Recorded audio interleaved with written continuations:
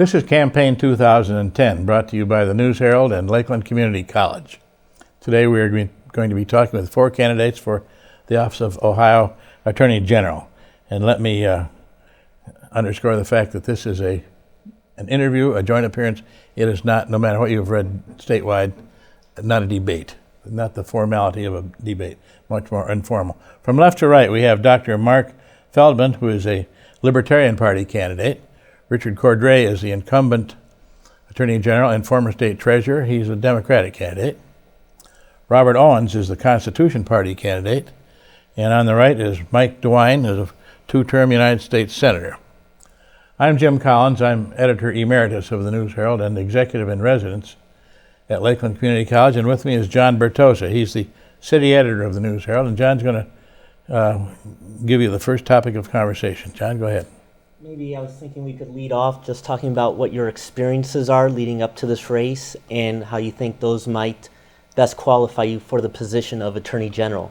Start with Mr. DeWine. First of all, thank you very much for having us back here again. This is always a good format. It's a good forum, and I think it's very instructive for voters. I started my career as a county prosecuting attorney. I ran for county prosecuting attorney because I didn't like what I saw going on in the county prosecutor's office. And I wanted to be the advocate for victims. I wanted to work with police. I wanted to change things. It's the same reason I run for Attorney General in the state of Ohio. The incumbent, Mr. Cordray, very nice person, but he is part of the past. He is part of the status quo. We have a mess in Columbus. We have a mess in Washington. We have to change that. What you see in the Attorney General's office with BCI, which is the crime lab, which is run by the Attorney General, is a case in point of what's wrong with state government. The efficiency level there is very low, and it has real-world consequences, which means that police don't get evidence back. Victims have to wait 6, 7, 8 months sometimes before DNA is processed. It is a huge, huge problem. We have to change that. I also intend, as Attorney General, to join the other states who are challenging Obama health care. This is going to cost the state of Ohio a tremendous amount of tax dollars, but even more important than that, it's going to cost Ohioans a lot of jobs. There are serious constitutional issues in regard to Obama health care.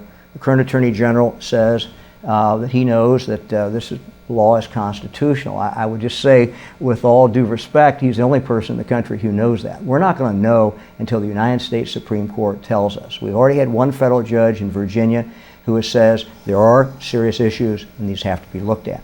So I want to change what's going on in Columbus.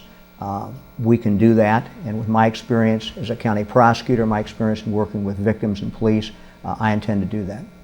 Your answer to that, Mr. Owens? Thank you, Jim. Thank you for the question, John. I got involved in the Attorney General's race initially in 2008 in response to the tremendous corruption that has plagued the office, both by the Republicans and the Democrats.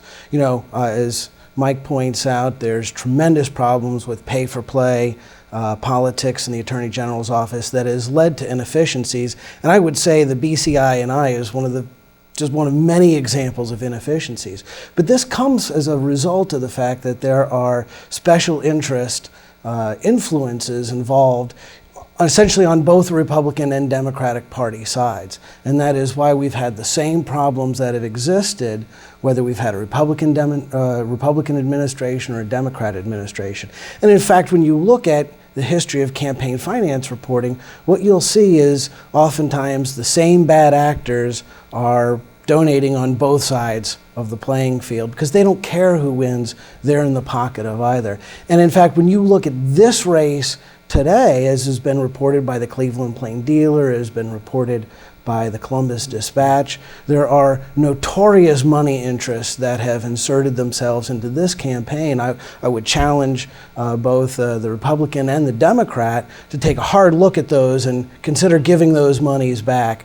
Just as I really helped blow up the Montford Will issue in 2008, which led to not only a return of campaign monies, but a conviction of Mr. Will by the OEC.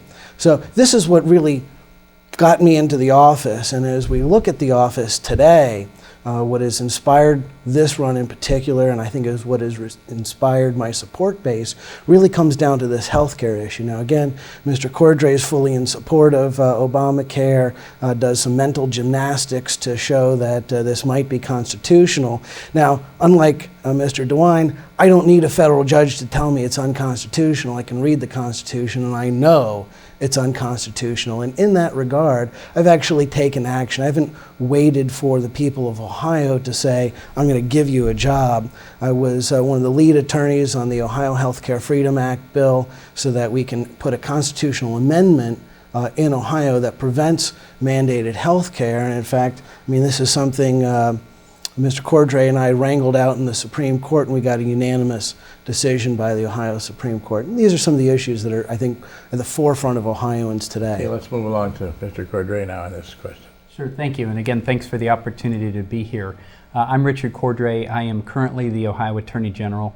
To remind how I got to be there, I won a special election in 2008 in which the issues put forward were cleaning up the office and getting it back on track in the wake of the scandals that were created by the predecessor there, Mark Dan.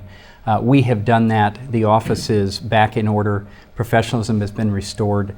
This echoes the work I did as Ohio Treasurer the 2 years before that, where I came into that office in the wake of Tom Noe and the CoinGate scandals in state government. And my job there was to clean up the state's investments and finances, which we did, and you have not heard any problems with those since. So I have a record as being a reformer, someone who cleans up problems and serves the public in the state of Ohio. In this office, we have been aggressive at going after the corporate wrongdoing on Wall Street that has hurt our pension systems in Ohio. We had a recent settlement of a case against AIG, one of the major culprits in the federal bailout, of over $1 billion. We have other major cases pending against Bank of America, the credit rating agencies, and others.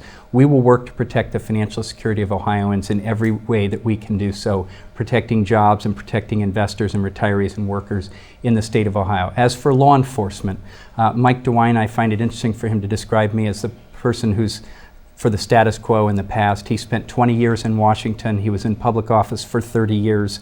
If anybody's a creature of the status quo in the past, it's former Senator DeWine.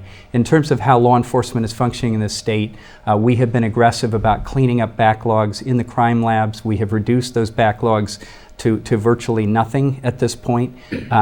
Going forward, we are processing evidence quickly and being of service to local law enforcement.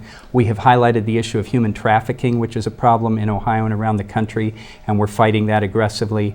We have introduced new tools for local law enforcement, like the Law Enforcement Gateway, now available on mobile devices for people.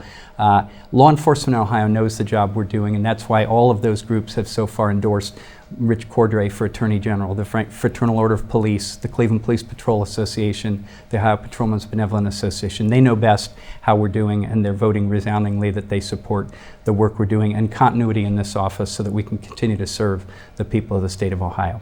Thank you. Dr. Feldman. I enrolled at Lakeland because I wanted to get ahead.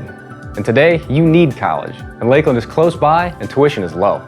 It's convenient with classes day, night, weekends, and online. You can't beat it. And here's the best part. You'll save thousands of dollars and not rack up a lot of debt. My Lakeland credits transferred, and now I'm working on my bachelor's. So take it from me. I'm from Lake County. Opportunity starts here at Lakeland.